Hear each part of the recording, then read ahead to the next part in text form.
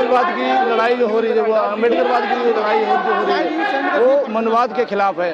मेरे साथ मैनपुरी से कद्दावर युवा साथी हैं जो समाजवाद और बहुजनवाद और अम्बेडकरवाद को लेके गांव-गांव तक जाते हैं और लगातार आपने देखा होगा यहाँ मैनपुरी की धरती से कई जगह लोगों को, युवाओं को जगाने का काम करते हैं। भाई मानवेंद्र सिंह जी हैं हमारे साथ। मैं चाहूँगा कि वो अपने यहाँ की पृष्ठभूमि के बारे में बताएं और क्योंकि ये जो सीट है वो समाजवादी सीट है, शुरू सदियों से रही है।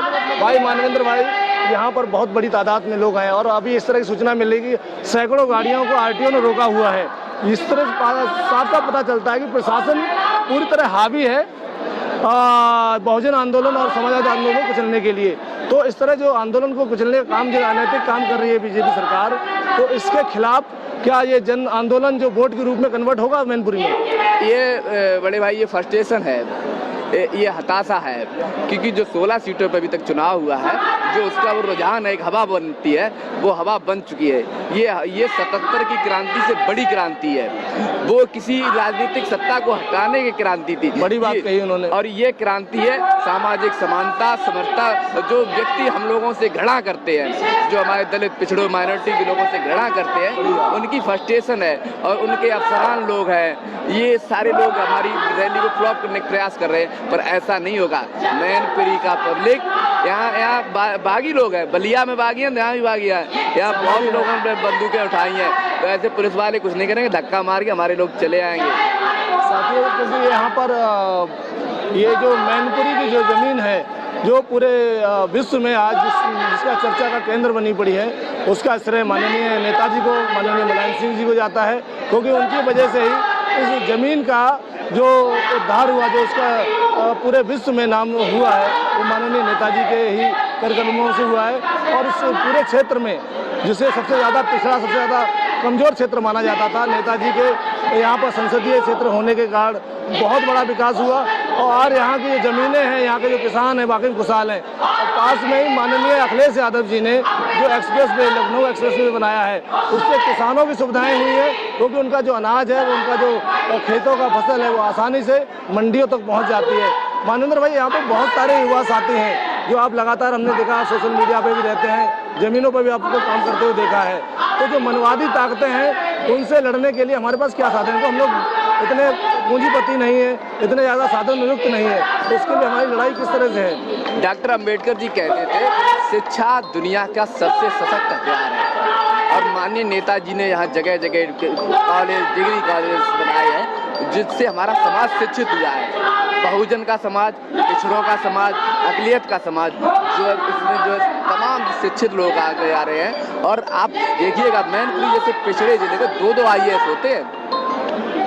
जब मानववादी ताकतें रोकते हैं, धनंजय सिंह, धनंजय यादव और अक्षांश यादव, और उस पट्टी से होते हैं जो वाकई बैकवर्ड था, करेल का इलाका है, घरोर का इलाका है, अरिंद नदी की पट्टी है, उस पट्टी से 2-2 IAS होते हैं। यहाँ टॉपर अपूर्वा यादव PCS होती है। यहाँ माननीय नेताजी ने जो विद्यालय बनाए हैं, यहाँ जो क्रिमिनलाइजेशन था, अपराधीकरण था, एक बार बागियों की धरती थी, उसको माननीय नेताजी मुख्यमंत्री बनते हैं, नेता बनते हैं, उन्होंने अपनी कर्मभूमि पर बहुत ज़्यादा काम किया, उसी के कारण ये सिविलाइजेशन हुआ है। यही बौखलाहट है।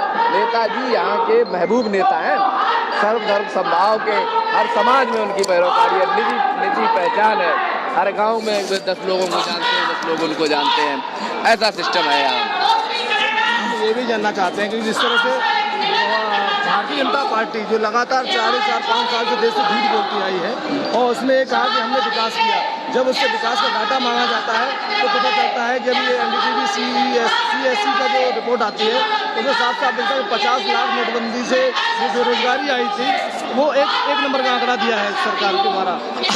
सरकार एक तरफ तो बेरोजगार और विकास की बात करती है, दूसरी तरफ जो आंकड़े आ रहे हैं वो एकदम विपरीत है, तो धोखे वाली बात हो रही है। ऐसा है, विकास तो नाम पे तो उनको बात करनी है, मात्र इनको विकास करना नहीं है, उससे नाम करना है। इनका हिडन एजेंडा है कम्युनलिज्म, ये कम्युनल फोर्सेस है, इनका हिडन एजेंडा है। चुनाव दूसरी तरीके से लड़ते हैं, वहाँ दूसरी बात करते हैं, वहाँ ये बात नहीं करते हैं।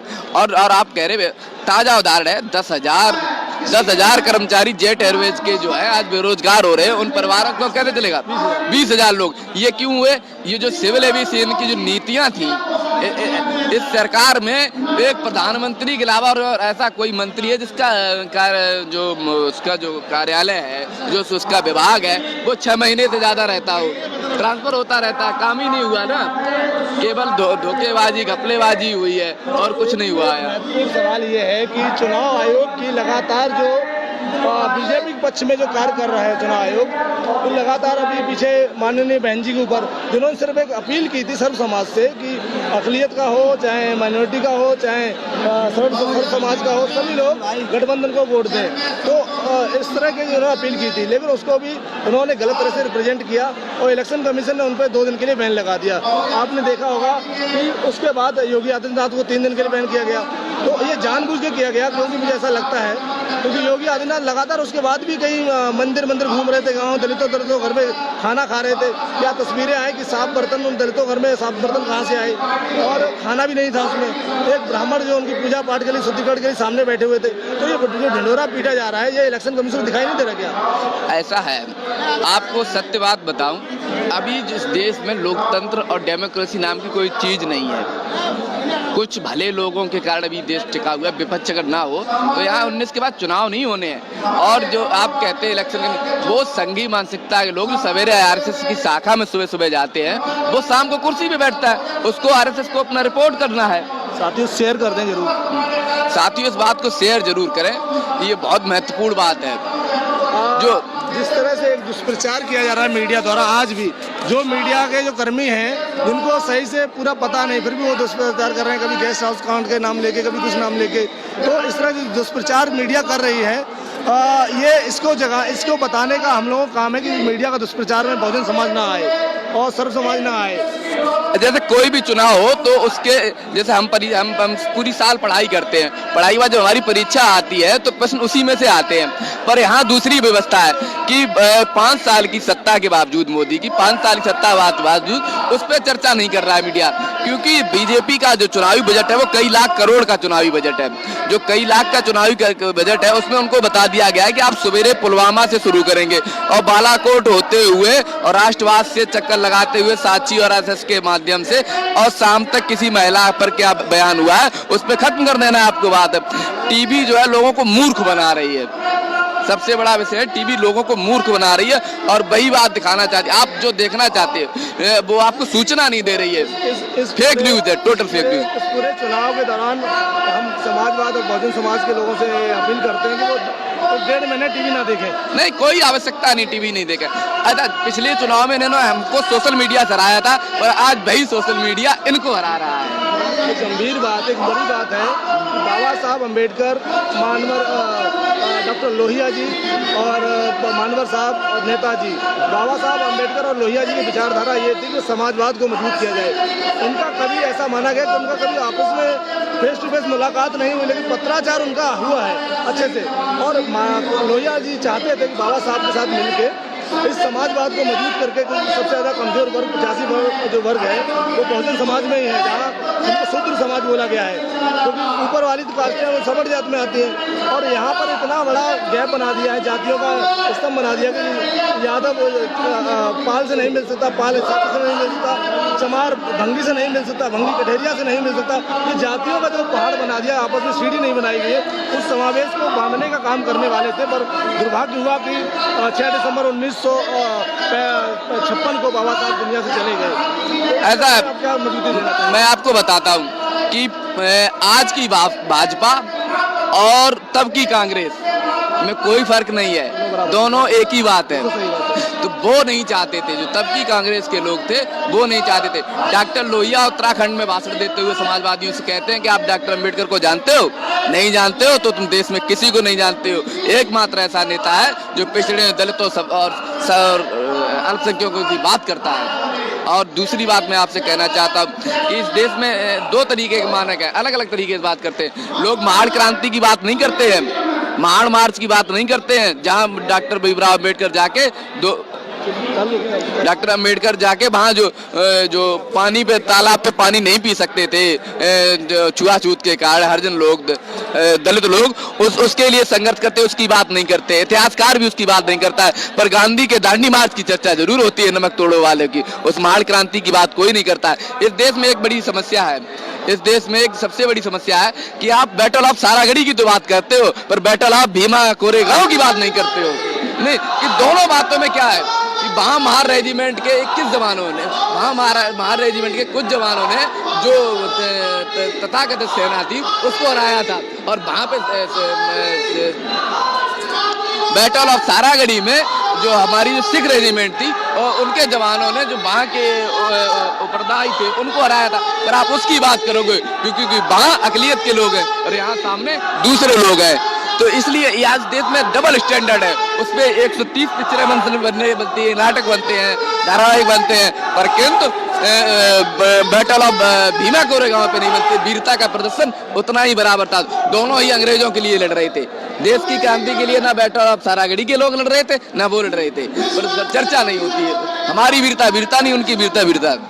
ये मानवेंद्र भाई जी हैं जिनको बहुत ज़्यादा क्योंकि समाजवाद की बात करते हैं और समाजवाद यही पक्का है जो बाबा साहब अम्बेडकर और डॉक्टर लोहिया के विचारों को लेके चलने वाले युवा साथी यहाँ के, जो हमारे यहाँ के युवा साथी पूरी टीम है मैनपुरी में, जो पूरी तरह से सशक्त रूप से काम कर रही है और इसका उद्देश्य यह है कि किसी भी तरह से डॉक्टर अंबेडकर के संविधान और मानवर डॉक्टर लोहिया के समाजवाद को जो नेताजी और मानवर काशीराम जी लेके चले थे, उस कारवां को आज जो बहन कुमारी मायावती जी और माननीय अखिलेश यादव जी ने जिस कारवां को आगे बढ़ाया है, और माननीय अखिलेश यादव जी ने बाकायदा 2017 के चुनाव के बाद ये महसूस किया कि किस तरह से माननीय योगी आदित्यनाथ जो मुख्यमंत्री हैं वर्तमान में भारत के उत्तर प्रदेश के, उन्होंने किस तरह से मुख्यमंत्री आवास को धुलवाया गौमूत्र और गंगा जल से, और ये बात का मीडिया में बखान किया कि ये जो मकान है जिसमें मुख्यमंत्री आवास है उसमें 15 साल से शूद्र रहते थे। तो साथियों, ये मानसिकता दिखाती है कि कितनी घोर जातिवादी मानसिकता का मुख्यमंत्री उत्तर प्रदेश की धरती पर बैठा हुआ है, जिसका काम धर्म का प्रचार करना था, लेकिन राजनीति से उसका कोई सरोकार नहीं था। पूरी तरह से पूरे भारत में उस व्यक्ति ने इस तरह का प्रोपेगेंडा धर्म के खिलाफ उगला, लगातार वो धर्म के खिलाफ बातें कर रहा है। इलेक्शन कमीशन पूरी तरह सोया हुआ है। ये कहेंगे कायरता पूर्वक इलेक्शन कमीशन बीजेपी का पक्ष ले रहा है, बीजेपी को मजबूत दे रहा है। प्रशासन जो उत्तर प्रदेश का है, अभी आरटीओ की और तमाम तरह की जो मशीनरियां जो उत्तर प्रदेश सरकार ने लगा रखी है कि इस आंदोलन को कमजोर किया जाए, लेकिन ये बहुजन आंदोलन है, किसानों का आंदोलन है। हम मानते हैं कि आने वाले टाइम में इस आंदोलन में बहुत बड़ी आग होगी और बहुजन क्रांति के रूप में इस देश में आने वाले वक्त में एक बड़ा परिवर्तन देखने को मिलेगा। मैं मानवेंद्र भाई से कुछ और बातें भी करना चाहूँगा, क्योंकि अभी बहन कुमारी मायावती जी है, माननीय नेताजी अखिलेश यादव जी और अजीत जी आने में टाइम है आधा एक घंटा, तब तक हम इस बात पे चर्चा करते हैं, क्योंकि जरूरी है इस बहुजन आंदोलन की विचारधारा दूर दूर तक जाए। मानवेंद्र भाई, एक छोटी सी बात और है कि जिस तरह से सर मैं आपको एक बात बताना चाहूँगा, घटनाएं हुई हैं, क्योंकि मैं एनकाउंटर की मैं बात करूँ, बहुत सारे फेक एनकाउंटर उत्तर प्रदेश सरकार ने किए और हमारा जो समाज था उसको समझ नहीं पा रहा है। नोएडा में एक जितेंद्र यादव नाम के जो निस्बत बहुत अच्छा युवा था, पहलवान था, उसको जानबूझ के पकड़ गोली मारी जाती है। उसका कहीं भी कोई भी थाने में किसी चौकी में नाम नहीं था, मुझे आज वो पैरालाइज होकर पड़ा हुआ है। राजभर करके नाम का युवा था वहाँ पर अपना पूर्वी उत्तर प्रदेश में, उसको एनकाउंटर में मारा जाता है। तमाम ये घटनाएं होती है, सरकार अपनी पीठ दबाती है और हमारे युवाओं को क्रिमिनल बताती है। तो इस तरह से आप किस तरह से कैटेगराइज कर रहे हैं लोगों को, क्या समझा रहे हैं? क्योंकि ये लड़ाई सत्ता के साथ संघर्ष की है, मैं अधिकारों की है। और आपको बताना चाहूँगा कि अभी यहीं के संदर्भ में बात करना चाहूँगा कि ये एक सिस्टम है, एक प्रिंट मीडिया और इलेक्ट्रॉनिक मीडिया एक बनाती है कि पूरी जातियों को क्रिमिनल बनाना, क्या पूरी जातियों को क्रिमिनलाइज घोषित करती है कि आपको से अच्छी जगह कमरा ना मिल सके, आप शहर में जाएं, आप जो सिविलाइजेशन है उसका हिस्सा नहीं है। ये साबित करने का प्रयास करते हैं ये लोग कि जैसे पिछली बार रिजल्ट आता है 2016 में 2014 में पीसीएस का, उत्तर प्रदेश लोक सेवा आयोग का, तो वहाँ मानसिकता तब झलकती है, लोग समझते नहीं बात को, कि जहाँ पिछड़ों के लड़के रहते थे उन मकानों से उन सवर्णों ने उनके बिस्तर बाहर फेंक दिए थे। ये मानसिकता दिखलाती है। और इस कार्यक्रम को फेल करने की व्यवस्था बताऊँ मैं, अभी यहाँ इसी ग्राउंड में कुछ दिन पहले उत्तर प्रदेश के मुख्यमंत्री आते हैं और मात्र 1000 से 1200 लोग रहते हैं, तो जो उनकी थूथू हुई है उनकी बेइज्जती हुई है, पब्लिक नहीं आई उनको सुनने आई है। क्यों सुनने आए? किसान रो रहा है, नौजवान रो रहा है, व्यापारी, छोटा व्यापारी रो रहा है। ये मात्र 2% लोग, भारत के 2% लोगों की सरकार है, 2% लोगों की सरकार है, उससे ज्यादा लोगों की सरकार नहीं है। तो लोग जाग गए हैं, जान गए हैं, किसी तरीके की भ्रांति में नहीं आएंगे और सही को चुनेंगे। और सही क्या होगा? Bahujan Samaj party, Samajwadi party, RJD, Trinamool Congress, DMK जो और नवीन पटनायक जी, ये जो क्षेत्रीय छतरपिंड को मजबूत करेंगे, जो सोशलिज्म की विचारधारा से आते हैं, और इनके साथ जाएंगे और देश में नया प्रधानमंत्री होगा। बहुजन मीडिया को मजबूत करने के लिए दलित न्यूज नेटवर्क को नीचे लाल रंग के सब्सक्राइब बटन को दबाकर दबाएं घंटी का बटन।